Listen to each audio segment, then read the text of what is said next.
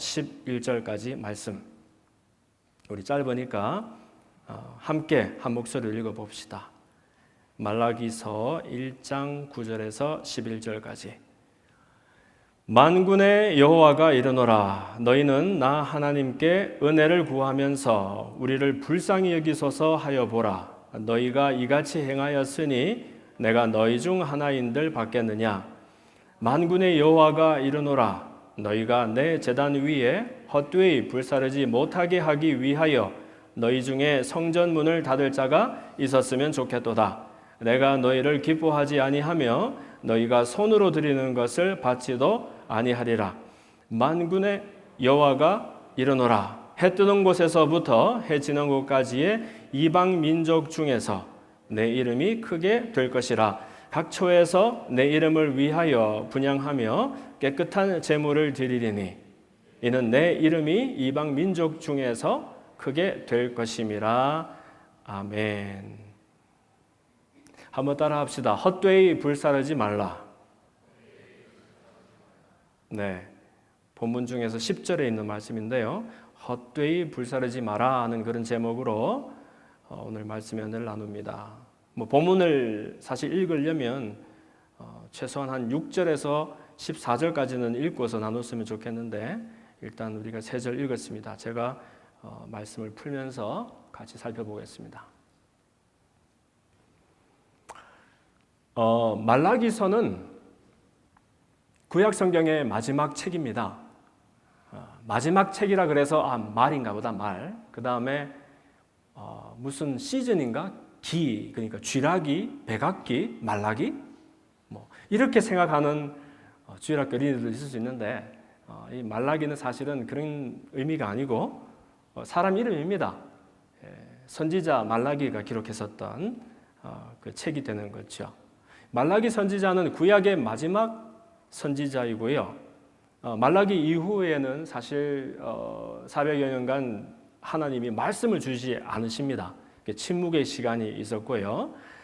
그래서 BC 430년경에 활동했었던 이 선지자가 사실 이스라엘 백성들에게 하나님의 경고의 말씀을 대언하는 그런 내용이 되겠습니다. 여러분 잘 아시는 것처럼 이스라엘이라는 그 나라가 멸망하게 되지요. 처음에는 둘로 쪼개는 비극을 경험합니다. 북이스라엘과 남유다 왕국으로 나뉘었다가 두 나라 다 하나님을 경외하지 않고 패역을 일삼으니까 결국 위에 있던 왕국은 아수르에 그리고 남왕국 유다는 바벨론의 멸망을 당하게 되지요. 이 뒤에 멸망당한 바벨론이 BC 586, BC 6세기쯤에 멸망을 하게 되고요. 그것으로 이제 나라와 민족이 완전히 흩어져 없어져 버리는 것이 아니라 사실은 이러한 고난과 또 이 고생하는 일들은 이들을 벌주기 위한 것도 있지만 결국 하나님께로 돌아오라는 하나님의 그런 사랑을 담은 징계의 사건이었던 것 같습니다. 어떻게 알 수 있느냐? 그 뒤로 한 50년쯤 지나니까 그때부터 바벨론으로 끌려갔었던 포로되었었던 사람들이 이제 본국 이스라엘로 돌아오는 일들이 시작되게 됩니다. 그래서 BC 537년이 되면 스룹바벨에 의해서 1차 귀환이 시작되고요. 또 BC 458 이때가 되면은 에스라에 의해서 BC 445 이때가 되면 느헤미야에 대해서 3번 정도에 걸쳐서 이렇게 귀환이 이루어지게 되지요. 그러니까 도합 한 150년 정도 멸망을 당한 다음에 한 150년 정도 후에 이 말라기가 이제 에스라, 느헤미야 이 시절에 이렇게 활동을 하게 된 겁니다. 배경은 이렇습니다. 사실 바벨론에서 포로되었다가 돌아오는 이 이스라엘 백성들이 얼마나 마음이 그야말로 설레고 기대가 많았겠습니까? 이제 우리 고향으로 돌아가면 드디어 이제 지긋지긋하던 그 포로 생활이 끝이 나고 이제 우리 하나님 열심히 섬기자. 이제 무너졌다는 성벽을 재건하고 또 성전을 우리가 새로 짓고 그렇게 해서 하나님의 백성으로 돌아가는구나 이런 기대를 품고서 가게 되었겠죠. 그런데 사실 어디든 그렇지만 이 현실이 녹록치는 않았던 것 같습니다. 우선은 성벽과 성전을 건축한다는 그 일 자체가 그렇게 쉬운 일이 아니었어요. 안팎으로 그 일을 방해하고 대적하는 사람들을 두고서 그 성전과 성벽이 그렇게 지어지는 것이 쉬운 일이 아니었겠죠. 그리고 그와 동시에 성전이 지어지고 난 다음에도 그렇다고 사실 그들의 형편이 뾰족하게 이렇게 달라지고 무슨 놀라운 일이 일어나고 뭐 그런 것 아니었습니다. 사실 끊임없이 그들의 대적은 호시탐탐 이 나라를 침범하고 깨뜨리기 위해서 노리고 있었고 그 안팎으로 갈등은 끊이지 아니했다는 것이지요. 그렇기 때문에 이스라엘 백성들은 이건 뭐냐 도대체 고난의 시기나 풍요의 시기나 상관없이 하나님은 정말 우리를 상관하시지 않으시나 보다. 그러면서 점점 처음에 그 마음이 사그라들고 하나님을 경외하는 마음이 잊혀져 가는 그런 때가 되었나 봅니다.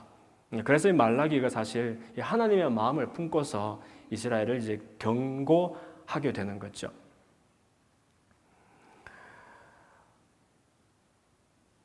우선 이스라엘 백성들이 하나님 앞에 했었던 그 가장 큰 치명적인 잘못이 있다면 그들이 하나님을 경외하는 데 있어서 형식과 내용이 너무 큰 괴리를 가지고 있더라는 겁니다. 형식으로는 경외하죠. 제사도 지내고 제물도 갖다 바치고. 그러나 그런 것들은 결국 그들의 욕구, 필요를 채우기 위한 것이었고 그들의 마음은 사실 하나님을 떠난 지 오래되었나 봅니다. 오늘 읽었던 본문 앞에 6절을 보면은요. 그래서 말라기는 이렇게 구성이 되어 있어요. 하나님의 경고를 우선 딱 이렇게 전합니다. 그러면 이스라엘 백성들이 오히려 반문을 합니다. 저희가 언제 그랬다는 말입니까? 그럼 또 하나님은 참 구차할 정도로 일일이 또 설명을 해주십니다. 이랬잖아, 저랬잖아 하면서 그런 다음에 하나님의 진노의 말씀을 이제 전하시는 거죠. 그래서 하나님의 처음 주신 경고라는 게 뭐냐 하면 아니 너희들 부모 공경할 줄도 알고 주인 두려워해야 되는 줄도 알면서 너희들의 진짜 부모이자 너희들의 진짜 주인인 나를 두려워하고 공경함이 없는데 이것은 어찌 일이냐. 그러니까 이제 이스라엘 백성들이 따지는 거죠. 아니 하나님 우리가 언제 그랬습니까? 6절 말미에 보니까 우리가 어떻게 주의 이름을 멸시했으며 7절에 보면 우리가 어떻게 주를 더럽게 하였습니까? 그러니까 저 같으면 아무 말씀 안 하시겠어요. 근데 참 하나님 구차할 정도로 설명을 또 해주세요. 야 들어봐. 너희들이 나에게 눈먼 희생 제물을 끌고 왔잖아. 그리고 저는 짐승, 병든 짐승을 끌고 와서 갖다 바쳤잖아. 이게 어떻게 악한 일이 아니냐. 너희 총독들에게 한번 갖다 줘봐라. 그가 기뻐하겠으면 너희들을 받아주겠느냐. 이게 무슨 말이에요? 성전을 회복하고 이제 다시 하나님을 제사한 일들이 재개되니까 이스라엘 백성들이 이제 과거 풍습으로 돌아가게 된 거예요. 절기 따라서 죄 지을 때마다 성전을 찾아서 희생제물을 바치는데 여러분 희생제물이라는 것은 흠없고 순전한 짐승을 가지고 제사를 드리는 거예요. 그런데 흠없고 순전한 것을 가져가려면 돈이 많이 들죠. 좋은 것을 고르고 찾아야 되니까. 그런데 여러분 이들이 사실 여러 가지 위기 속에서 도전 속에서 그 녹록지 않은 생활을 이렇게 이끌어가면서 거기에 무슨 정성이 있고 성의가 있겠습니까? 그러니까 이제 이 성전 앞에 보면은 좀 흠 있는 것, 흠이 있지만 그렇게 심각하진 않은 그 B급, C급 이런 이제 희생제물들이 준비되어 있는 거예요. 이렇게 눈먼 것으로, 저는 것으로, 병든 것으로 싸게 사서 그걸로 어쨌든 제사는 내가 드리는 것이니까 혹시 하나님 따지시려면 아니 하나님 내가 형편도 어려운데 그 정도 내가 성의는 보였잖아요. 우리가 말하는 그 성의 이야기입니다. 성의. 그런데 하나님이 뭐가 모자라서 사람이 갖다 바치는 음식을 드셔야 배가 부른 분도 아니고 하나님이 뭐가 못할 일이 많아서 사람이 도와드려야 그분의 뜻을 이루는 분도 아니신데 왜 하나님은 이렇게 치사할 정도로 재물에 집착하시는가? 다름 아니라 재물이 곧 그들의 마음이었기 때문에 하나님은 그들의 재물에 지금 불평하시는 것이 아니라 이미 하나님을 떠나가서 마음은 하나님께 불순종하고 하나님께 관심도 없으면서 자기들의 욕구를 채우기 위해서 형식으로 신용만 하고 있는 자기 백성 이스라엘의 그 형식적인 예배에 대해서 질책하고 계셨던 것이죠. 네, 그러면서 하나님이 이제 이 말씀하시는 거예요. 정말 섭섭하셨나 봐요. 9절에서 너희는 나 하나님께 은혜를 구하면서 우리를 불쌍히 여기소서 이렇게 한번 해보아라. 너희가 이같이 이렇게 행하였으니 내가 너희 중에서 누구 한 사람을 받겠느냐? 이 무슨 말이에요? 아니 너희들 이렇게 그냥 나를 멸시하고 조롱하면서 은혜를 구하면서 우리를 불쌍히 여기소서 말만 자꾸 그렇게 하는데 어디 한번 부르짖어 봐라. 내가 너희들 중에서 한 사람이라도 내가 그 기도를 듣겠느냐? 이 말씀 안 듣겠다는 거예요. 안 듣겠다. 우리도 사실 하나님께 요청하고 청구하는 것이 참 많지 않습니까?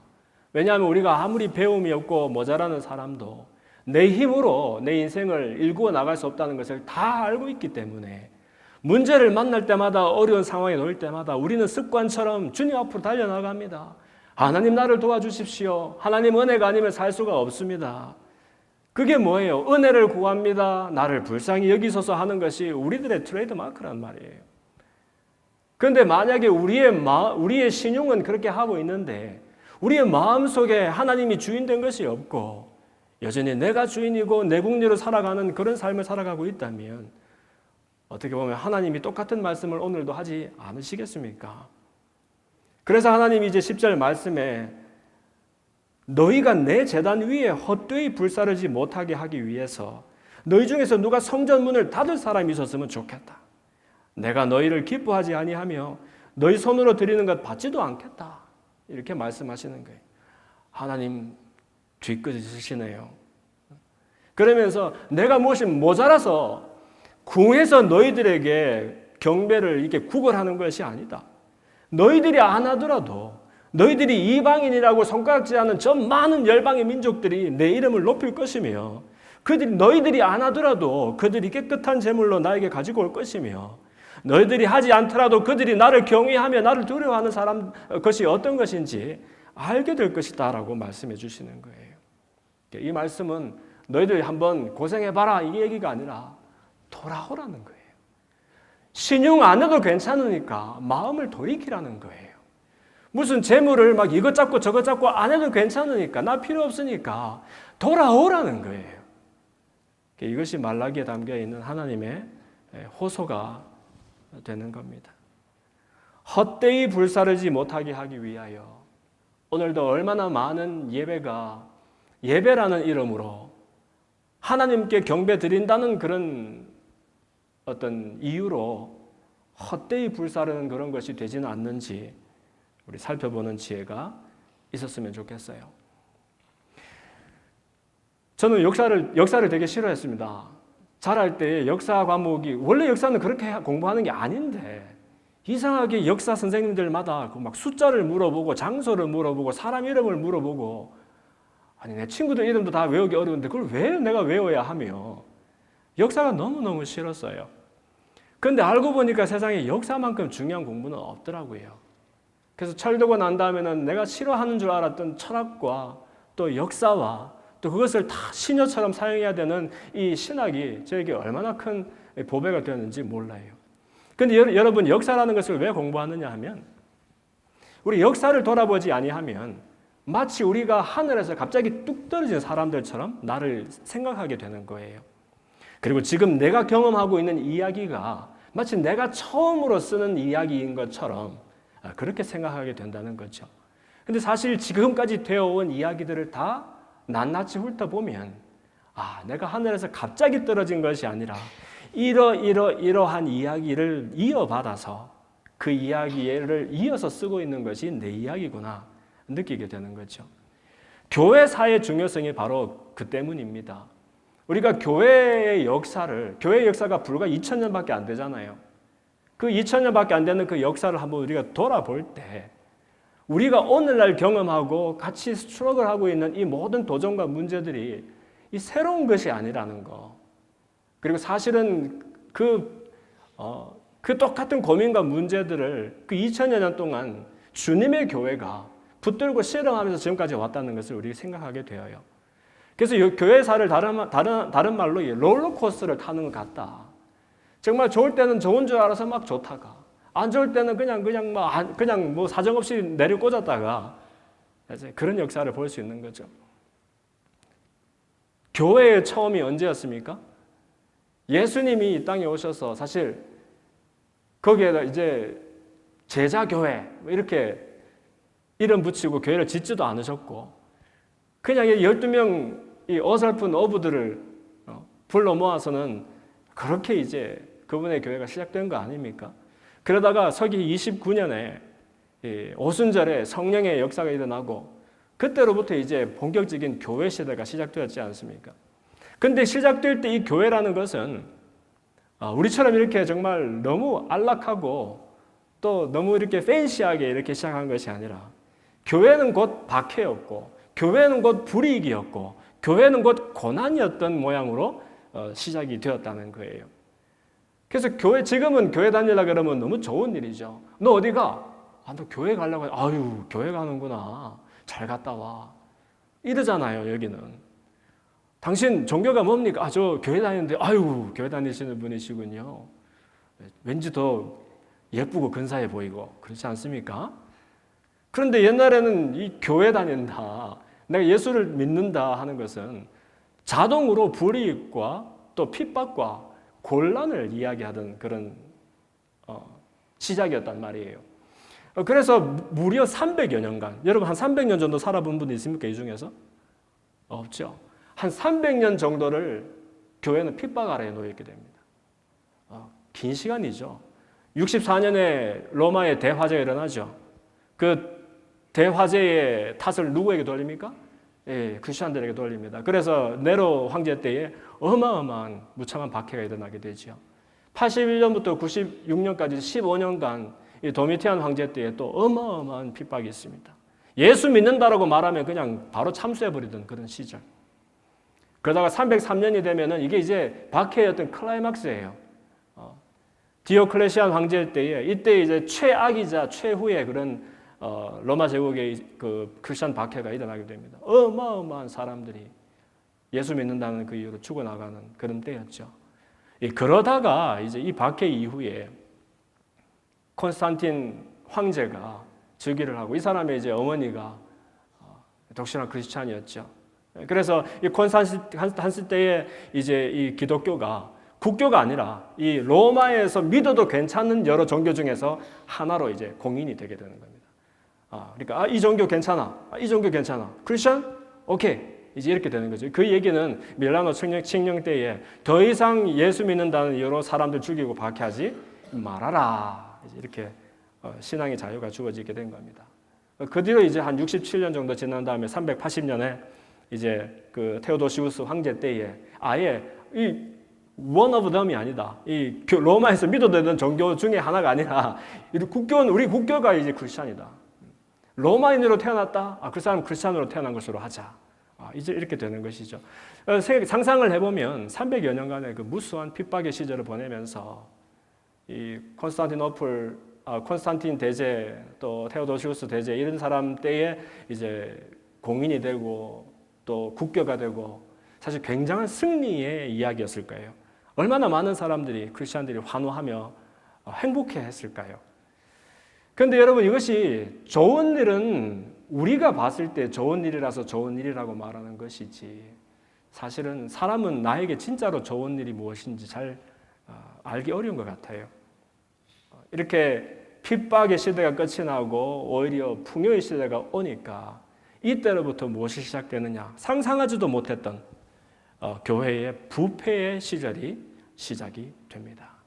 다름 아니라 이전에는 기독교는 항상 변방에 있어야 정상인 종교, marginalized people, neglected people의 어떤 종교였어요. 그렇죠. 유대교회에서도 이단 종파 중에 하나인 것 같은 이상한 사람들의 모임. 그런데 그 사람들이 가지고 있던 이 이단 종교가 어느새 당시의 세계는 결국 로마였습니다. 로마는 세계였습니다. 그 로마 제국의 종교가 되었으니까 이 제국의 기득권이 되었던 것이죠. 이러고 나니까 교회는 점점 힘이 커지고 이제 어떤 사회의 힘의 중심에 위치하게 되는데 그러다 보니까 이제 성직이 이전에는 성직이 뭐였어요? 예수님을 따르기 위해서 나를 부인하고 나의 십자가를 지고 겸손히 그분의 멍에를 지고 따라가야 되는 것이 이 성직이었는데 이제 로마의 국교가 되면서 그때부터 성직이 고난의 제자도가 아니라 권세와 영향력을 행사하는 그런 자리가 되었죠. 쉽게 얘기해서 목사님들이 막 어마어마하게 인기 있는 직종이 되어버린 겁니다. 이전에 목사 그러면은 고난의 자리, 고생의 자리 이렇게 돼야 되는데 막 셀레브리티가 되어버린 거예요. 그러면서 이제 심지어 귀족들, 부자들의 꿈은 자기 자식들에게 이 성직을 어떻게 해서든지 돈을 주고 사서라도 성직을 주고 싶은. 그럼 성직을 이제 그 기회로 해가지고서 재산도 축적하고, 그 다음에 정치적인 권한도 행사하고 이렇게 하기 위해서 그러다 보니까 성직이 막 세습되기도 하고 그때는 이상하죠. 구교의 아주 옛날에는 그 결혼하는 것이 허락되지도 않았던 그때에 이미 이제 성직의 세습이라든지 아니면 아들을 위해서 돈을 주고 성직을 사서 주는 일이라든지 그리고 축첩도 있었어요. 첩을 두고 그 축제, 돈을 막 쌓아서 심지어 그 종교와 아무 상관이 없는 그 어마어마한 고가의 미술품들을 막 수집을 해서 그 바티칸의 성 베드로 성당을 짓기 위해서 여러분 면벌부를 만들어 팔았다는 얘기를 많이 들었죠. 그 성 바티칸 성당을 증축하는 필요가 왜 생겼는지 아십니까? 그 성당에서 이제 미술품들을 보관을 하는데 장소가 부족하니까 그 고가의 미술품들을 안전하고 멋있게 보관하기 위해서 증축이 필요했던 거예요. 그렇게 하면서 이 정과 교가 유착되어지는 그런 시절이 오게 되었죠. 심지어 처음에는 하나밖에 없던 이 교황이 나중에는 둘, 또 나중에는 셋까지 되는 그런 때가 있었죠. 그래서 로마에 있던 그 교황이 나중에는 아비뇽, 프랑스 아비뇽에도 있게 되고, 또 지금 그 이스탄불이라 불리죠. 콘스탄티노플에 또 동방교회에 또 그 교황이 있게 되고 이런 시절이 이제 막 오게 된 거예요. 그래서 이제 우리가 종교개혁주일 기념주일로 이렇게 얘기를 하고 있는데 그야말로 중세 몇백 년 동안 그러니까 로마의 공식 종교 중에 하나로 공인이 되고 로마의 국교로 또 인정을 받고 하는 그 시절부터 힘이 없을 때에는 간직할 힘도 부릴 힘도 없었는데 이 권세와 힘이 교회에게 주어지니까 없으면 없었지, 그죠? 그걸 지켜야 되는 거예요, 교회는. 어떻게 해서든지 이게 어떻게 얻은 힘인데 300여 년간 두들겨 맞다가 얻은 힘이잖아요. 이걸 어떻게 해서 지켜야 되겠다. 지키기만 하는 것이 아니라 더 크게 해서 우리가 세상을 덮고 예수의 이름으로 그냥 세상을 그냥 우리가 정복을 해야 되겠다. 이걸 어려운 말로 크리스텐덤, 크리스텐덤 이런 얘기들을 하게 되는데 이러면서 이제 1500년간 교회의 역사는 부패의 역사로 이어지게 되는 것이죠. 하나님께 문제가 있어서 그렇구나. 주님이 나의 교회를 그 고백 위에 짓겠다라고 말씀하셨을 때 주님의 교회에 문제가 있어서 이런 일이 생긴 것이 아니라 그 주님의 교회 속에 몸담고 있는 우리 사람들의 부패로 인해서 교회에 그런 악취가 나게 된 겁니다. 그래서 14세기, 15세기, 16세기 이럴 때에 사실은 셀 수가 없는 많은 숫자의 그 종교 개혁가들에 의해서 여러 곳에서 그 개혁이 진행이 되었어요. 제가 오늘 모든 사람들을 다 소개할 수는 없지만 글쎄 오늘만 세 사람 정도 한번 이름이라도 우리가 나눠보고서 한번 지나갔으면 좋겠어요. 우선 첫 번째 여러분들 그 종교 개혁이라 그러면 누가 제일 먼저 생각이 나죠? 마틴 루터, 그죠? 루터이 제일 먼저 생각이 나는데 이 루터보다도 사실은 그 이전에 훨씬 많은 이제 개혁가들 또 개혁의 그 씨앗을 준비한 사람들이 있었어요. 그 중에 한 사람이 영국의 존 위클리프 같은 사람, 그죠? 존 위클리프는 14세기 초엽에 살았던 그런 사람인데 이제 옥스퍼드 학자죠. 지금도 여러분 옥스퍼드에 가면 옥스퍼드는 사실 옥스퍼드 대학 이렇게 간판이 있는 게 아니죠. 옥스퍼드 시티에 가면은 한 40여 개의 옥스퍼드 그 칼리지들과 홀들이 있어요. 그 40여 개가 하나로 이제 옥스퍼드 대학이라고 불리는 거죠. 그 중에 하나가 이제 위클리프 홀이라고 있어요, 여러분. 그 다운타운에서 불과 걸어서 한 20분 정도 거리. 이게 위클리프 홀에 들어가면은 그 위클리프의 그 생애라든지 그의 남긴 기록들이 잘 보존이 되어 있는데 이제 그 보면은 이 사람이 이제 옥스퍼드를 졸업을 하고 또 거기에 이제 교수로 이제 일을 하면서 신학자이자 또 당시에 옥스퍼드에서 교수가 되려면 당연히 신학을 공부하고 그 다음에 성직을 5대인을 안수를 받아야지 교수를 할 수 있던 때였어요. 모든 대학들은 여러분 그 신학에서 비롯된 거 아시죠? 사학 그러면 뭐죠? 신학이 있고 철학이 있고 의학이 있고 법학이 있고. 그래서 가장 오래된 세계의 중요한 대학들은 사실 미국도 마찬가지죠. 하버드, 예일, 프린스턴 전부 다 디비니티 스쿨로 이제 시작을 하게 됐죠. 그래서 이 존 위클리프도 옥스퍼드를 졸업하고 또 신학을 공부하고 성직을 이렇게 안수를 받은 사람이었는데 이 사람이 죽기 한 10년 전쯤 되었을 때 당시 그 영국 왕이었던 에드워드 3세하고 같이 바티칸을 이제 찾아가야 되는 일이 생깁니다. 그 이유는 뭐냐면 사실 찾아간 것이 아니라 호출되어서 간 거예요. 그 세금 내는 문제 때문에 당시는 바티칸의 교황의 권세가 나라의 왕들보다도 더 높던 그런 시절이에요. 왕을 세우고 앉히고 하는 그런 시절이었기 때문에 이 세금 똑바로 안 낸다고 불려간 거예요. 일국의 왕이. 그래서 그 사절단에 이제 이 존 위클리프가 참여를 해서 교황청을 방문합니다. 방문해 보니까 깜짝 놀라겠는 거예요. 깜짝. 무소불위의 자리에 교황이 앉아 있고 이건 성경이라든지 뭐 믿음이라든지 이런 것보다 더 위에 있는 거예요. 더 위에. 그리고 그 교황이 모든 세상의 좋은 중요한 권세들은 다 오로지 하고 있고 그러니까 이제 그때부터 교황청에 대한 비판의식이 이제 불같이 일어나게 됩니다. 그러면서 이 사람이 제일 먼저 했던 일이 뭐였냐? 당시에는 성경이 한글 성경이 없었다니까요, 여러분. 한글 성경이. 한자 성경도 없었겠죠. 영어 성경도 없었다니까요. 왜냐하면 유일한 성경이 뭐냐면 이제 성경은 원어로 그리스어와 히브리어로 이제 구약과 신약이 이렇게 쓰여져 있다면 그것을 이제 한 4세기 말쯤 돼서 이 제롬이라는 사람이 이제 그 불가타 성경이라 그러죠. 불가타, 물가타 이 말이 아니고 불가타 성경 여러분. 그래서 이 불가타 성경을 라틴어로 번역을 합니다. 라틴어로 번역을 해서 이제 성경은 이거야. 이제 나라 필요 없고 언어 필요 없어. 무조건 라틴어로 된 이 성경만 읽어. 이렇게 되게 된 거예요. 그렇게 여러분 심지어 그 돈 주고 성직을 샀었던 이 웃기는 이 성직자들 중에서는 라틴어를 배워본 적도 없는 사람들도 많았다는 거예요. 그러니까 막 어차피 누가 들어도 못 알아듣는 라틴어 자기가 막 그냥 자기 뜻도 모르게 막 흥얼흥얼 하면서 읽기도 하고 성도들이 유일하게 성경을 읽을 수 있는 유일한 방법은 성직자가 뜻도 모르게 읽어주는 그 라틴어 성경을 읽어주는 것을 듣고서 읽는 거예요. 내가 직접 읽을 수도 없고 내가 들어야 되겠는데 들을 때도 내가 알아듣지도 못하는 라틴어로 읽어주는 것을 들어야 되는 그 시절. 그때 이제 위클리프가 자기 언어로 된 성경이 있어야 성직자든 성도들이든 읽게 될 거 아니냐 해서 영어로 막 이제 번역을 한 거죠. 이 일로 인해서 얼마나 많은 핍박을 당했는지 모릅니다. 교회를 이렇게 근간을 흔드는 놈이라는 거죠. 아니 성경을 아무나 읽게 되면 어떻게 돼요? 큰일 난다는 거예요. 성경을 아무나 읽다가 자기 마음대로 해석해버리고 마음대로 적용해버리고 이러면 어떻게 하느냐는 거예요. 제대로 배우고 그 다음에 정말 성직 맡은 사람들이 그렇게 해서 그냥 떠먹이면 먹으면 되는 것이지. 그러니까 여러분 지금 한글로 된 성경이라든지 이런 거 읽는다는 것은 기절초풍할 일인 거예요. 이거는. 그래서 당시에 이제 인쇄술이 발달하지 않았으니까 성경을 번역을 해낸들 찍어낼 방법이 없어요. 왜냐하면 구텐베르크가 언제 인쇄술을 만들었어요?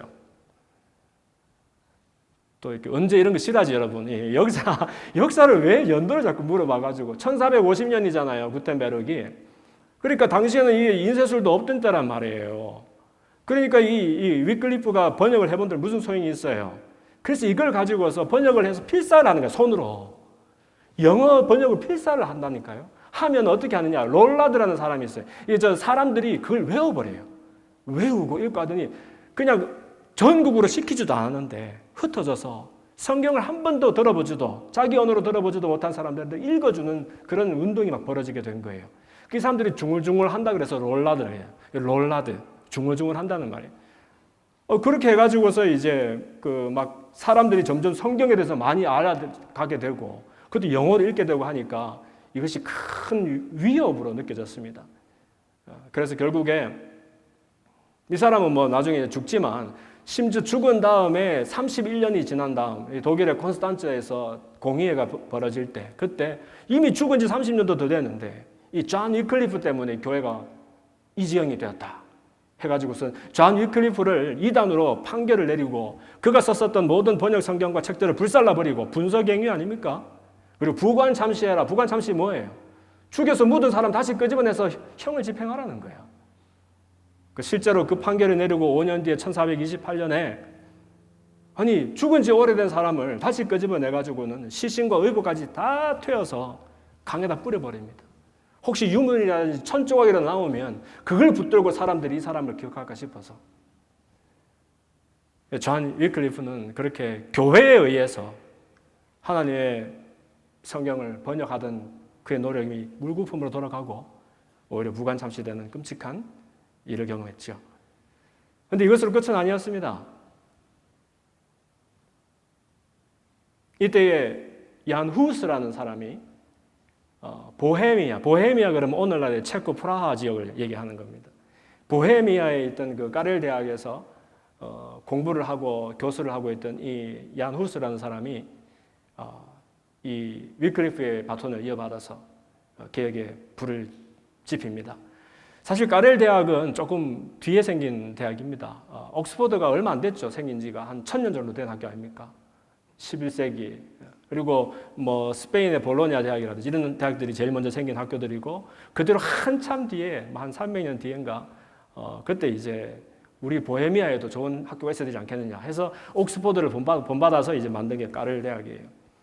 거기에서 이제 교수로 있던 이 후스가 왜 우리 프라하 사람들에게 프라하 말로 체코 말로 설교할 수 없습니까? 왜 우리 체코 사람들이 체코 말로 된 찬송을 부를 수 없습니까? 그리고 당시에 성찬이 우리 매달 첫째 주가 되면 우리 성도들이 앞으로 나와서 심지어 코올리기 어린애들도 나와서 그 떡을 받고 잔을 받고 성찬을 하는 이 당연한 일이 당시에는 여러분 떡만 주었어요.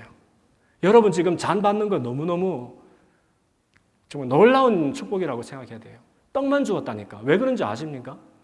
아니 이게 주님의 몸과 피인데 이거 먹다가 혹시 이렇게 해도 어머 흘렸네? 이 흘리면 이게 어떻게 설명도 잘 안 되고 얼마나 큰 낭패예요. 성도들은 조심성이 없으니까 성직자들만 잔을 먹도록 하자. 떡도 혹시 흘릴 수 있으니까 입만 벌려라. 넣어줄게 입안에다가. 이렇게 된 거예요. 그러니까 후스가 처음으로 왜 성도들이 잔을 못 먹습니까? 예수님의 피와 살을 너희들이 모일 때마다 이를 기념하라고 당부하셨는데 왜 그걸 못합니까?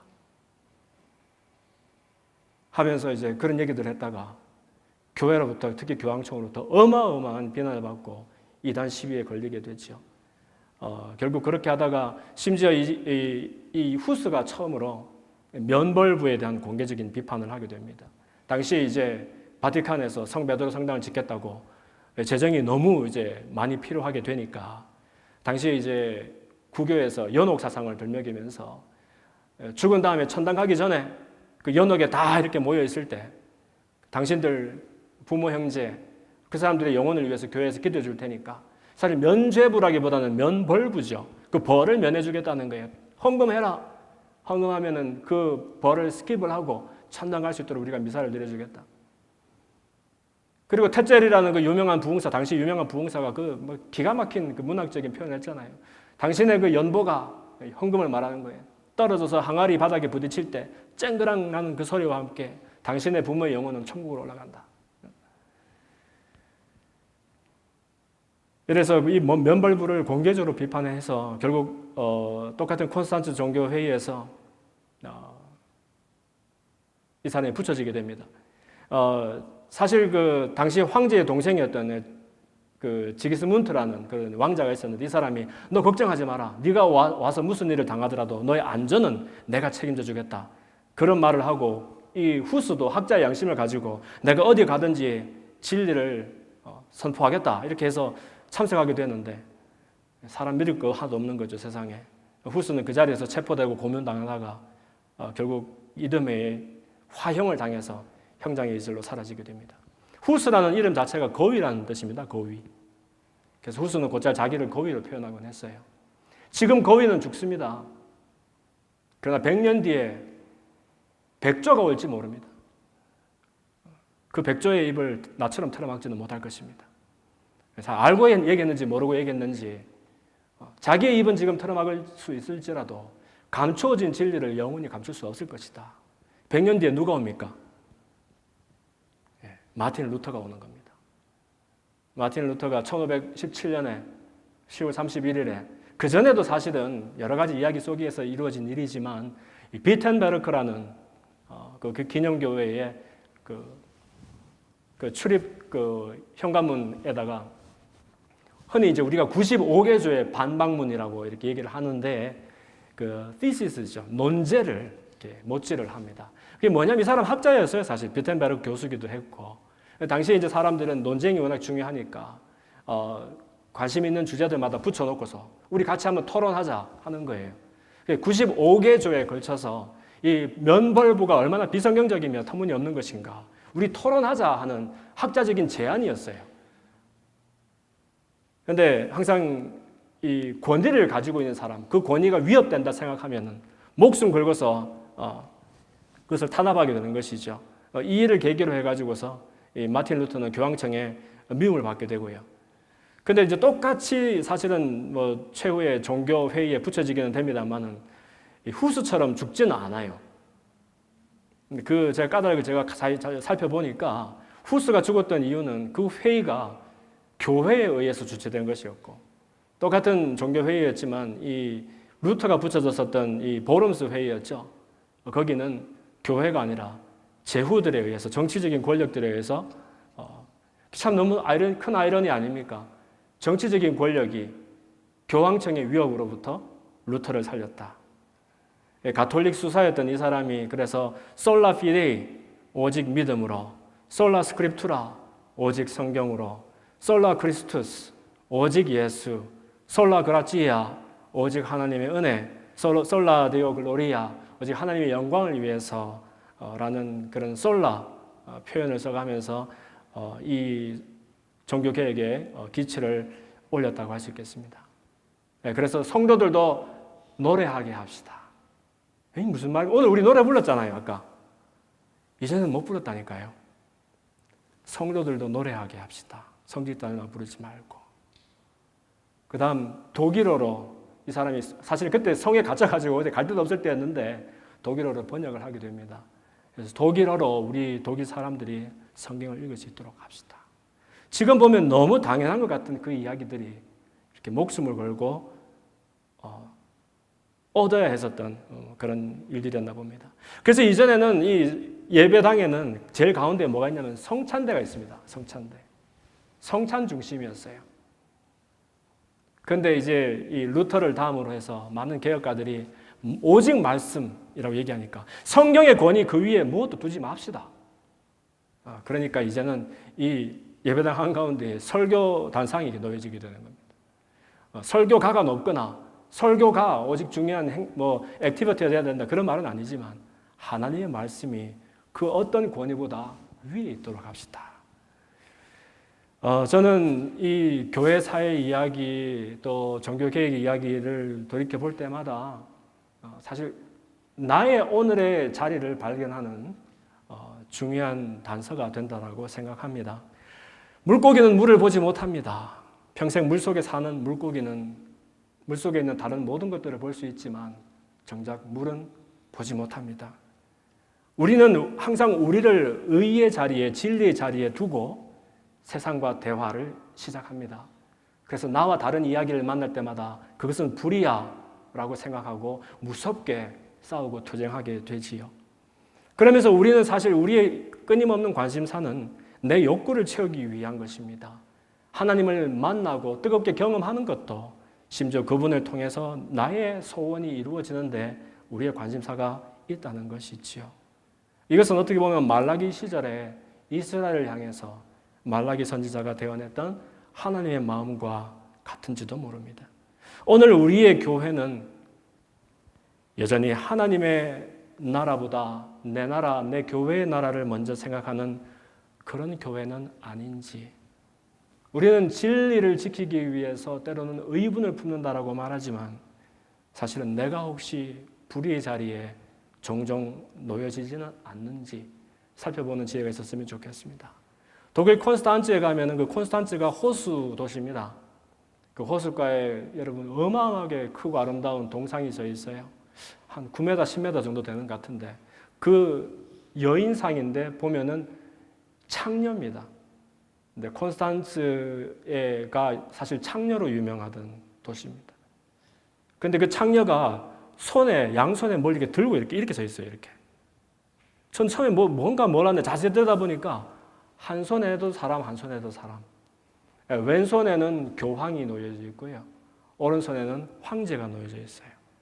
둘 다 너무 우스꽝스러운 것은 옷을 벗었는지 입었는지, 황제는 아마 이렇게 아랫도리를 다 드러내고 있고요. 교황은 이렇게 다리를 꼬고 아마 있었던 것 같은데, 그렇게 들려져 있어요. 세상 권세에 이 황제와 교황이 짝을 지어서 그 손아귀에서 놀아나고 있는 것을 풍자하는, 근데 그것이 굉장히 상징적인 동상입니다.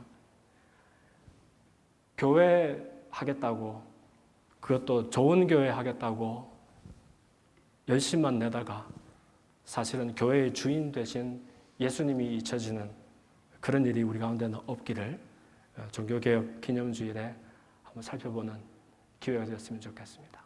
살아계신 아버지 하나님 감사합니다.